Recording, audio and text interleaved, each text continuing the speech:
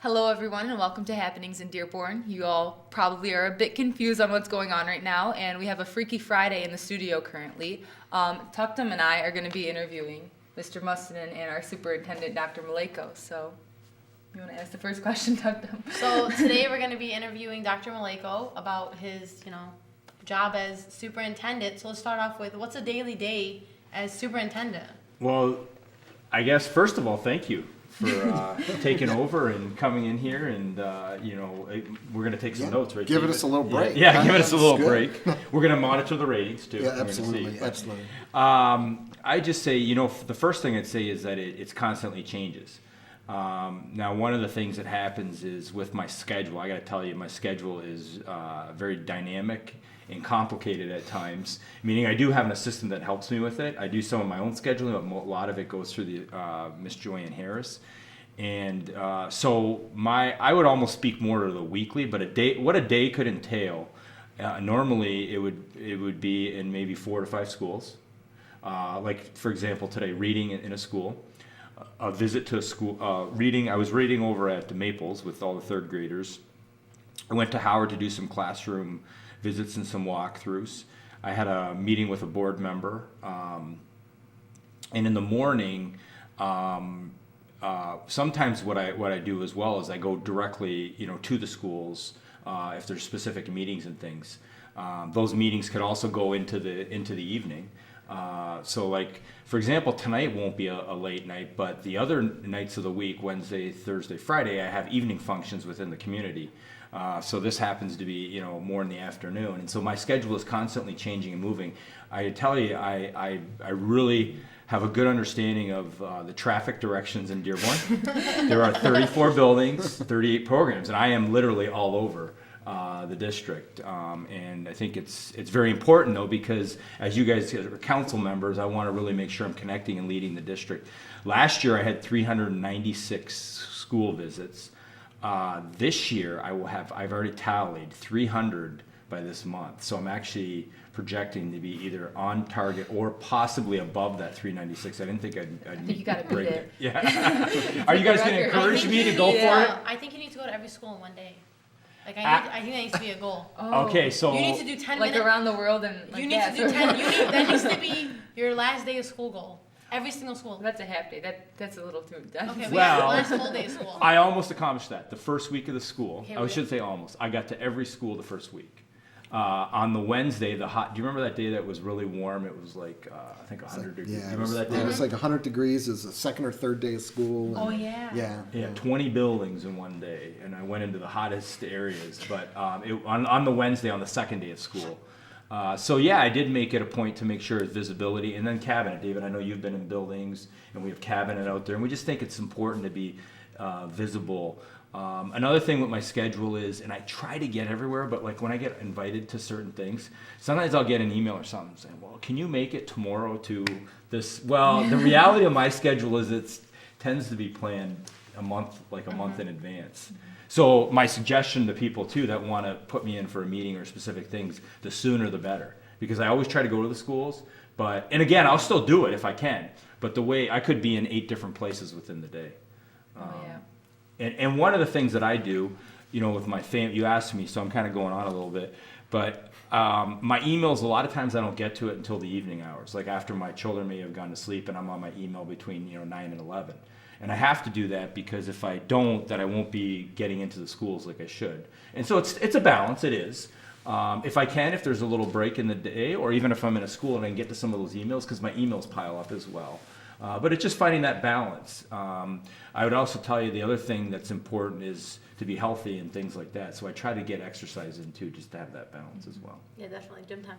Yeah. So I gave you the long explanation. So you can't miss out on gym. So clearly you've been busy with your time as superintendent. What do you think? This is your second year as superintendent, Second right? year, yes. So what do you think has been one of the changes that you're most proud of that you've begun to make in the district?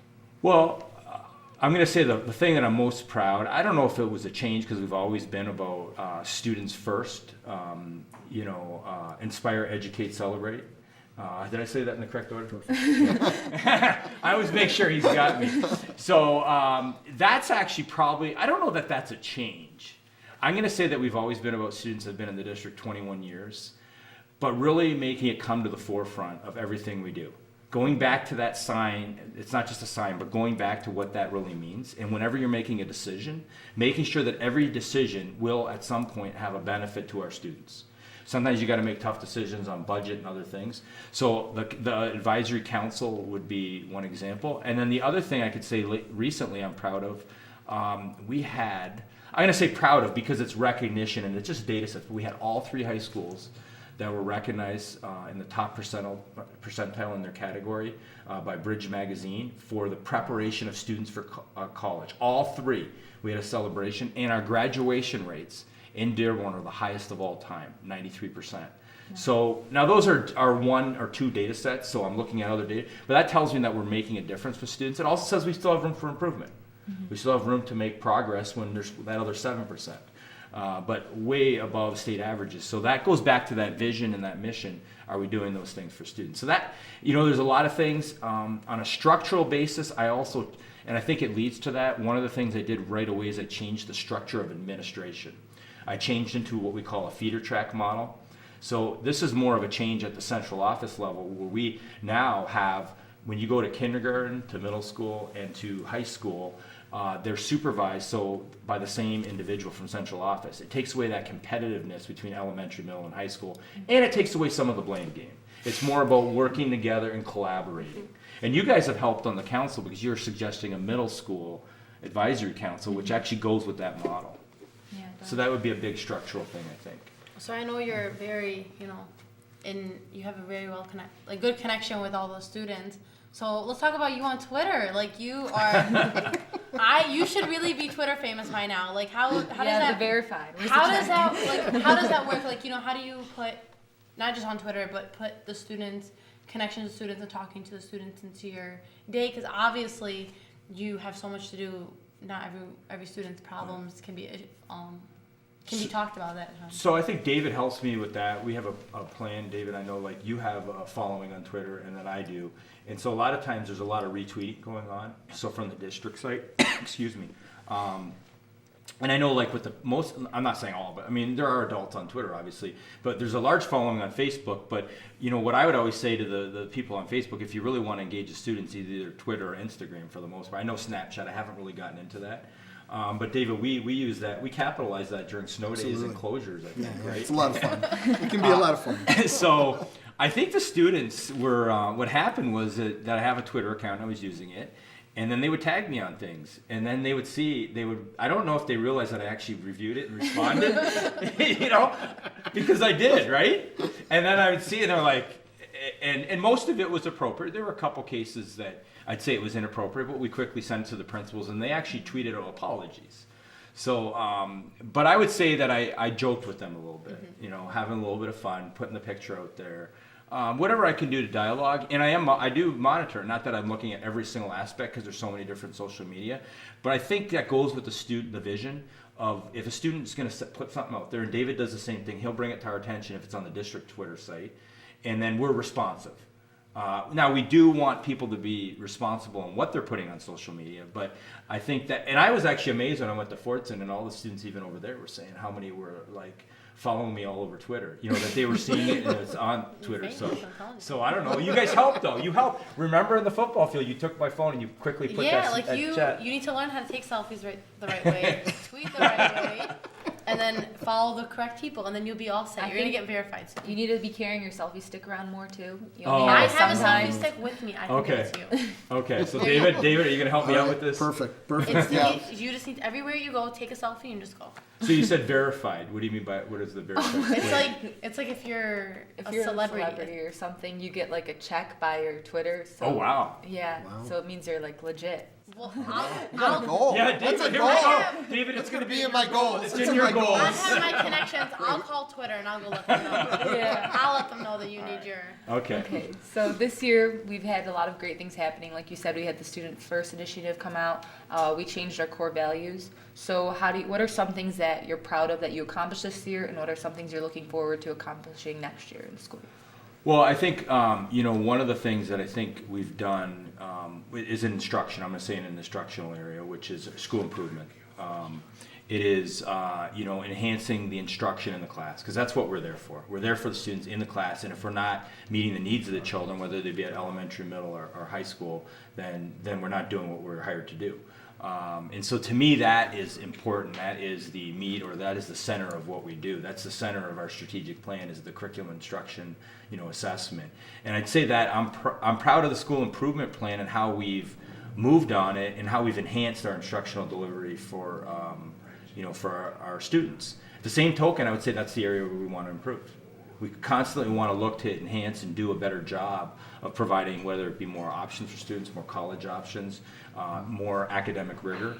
And through that, we call it an internal accountability, where we go in, and so the school improvement process, and we actually had a committee, we had some students that participated from the advisory council, where we literally go through every class and monitor kind of what's going on and then provide feedback. We're not trying to catch anything, doing anything wrong, we're just providing feedback for improvement. So that's kind of something I would say very proud of. Also something that we need to continue to improve. And the other thing, I just say all the awards and the accolades and all the community in Dearborn. I'm proud of the community in Dearborn. We've come together. You guys have done that, David. I know we've said it in publications, but the community is, I'm proud to see that people step up and help each other. We had the, whether it be through the cancellation of school because of the windstorms and people without power, and we had warming centers. The city worked with the school district and people were coming together to help each other. I'd say our administration, our teachers, when we had the power outage, we didn't even have a central office, and what happened is we came together and helped each other out. We went into schools and we operated to support the students. So I would say when there's some adversity, that's when the team has come together. And so I guess I'm proud of the team. I'm proud of the people, proud of the city. I think it's a great place to be at. I think Dearborn Schools is something that when people graduate, they're proud. But again, we're not going to be complacent either. We're going to continue to strive for excellence and enhance what we're doing. And that's why we're including students, and we continue to go to training sessions for our staff and move forward on those areas. So I know one thing that, I specifically mentioned this to my principal, Mr. Martin, and we talk about this, is the legacy that we see the seniors, the class of 2017, the class of 2018 have, left. So what's your intake on it? This is your second year, so you've seen the class of 2016 graduate, I'm sorry. And then the class of 2017, you saw them as juniors, and now you see them as seniors. So how does that, feel from a superintendent point of view of how much we've all accomplished? Because obviously, from Dearborn, Fort St. Etzel, class of 2017 has done a lot.